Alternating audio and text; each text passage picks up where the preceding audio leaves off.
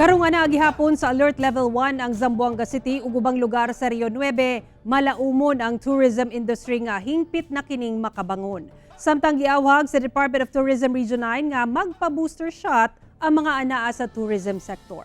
Ani report.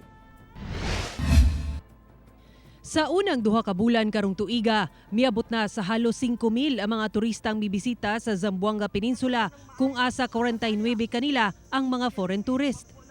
Ubos man kini itandi ni atong wala pay pandemya, apan arang-arang na kuno kini sumala sa Department of Tourism.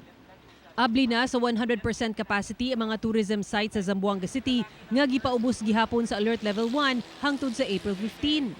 Lakip ang pagbalik sa national ug regional nga mga convention, meeting ug conferences sa syudad.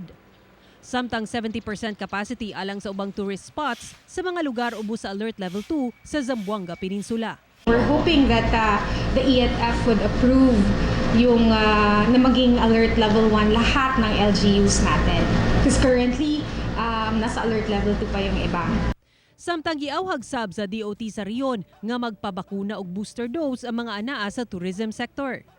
Sa record sa buhatan, anaa sa 95% sa tourism workers ang fully vaccinated ug 11% pa lang ang nagpaturok og booster dose. Although we're not forcing naman our tourism workers to get boosted, but it would be good kung sila po ay ma-booster na rin or ma-vaccinate ng third shot. Ako si Sarah Hilomen Velasco para sa One Mindanao.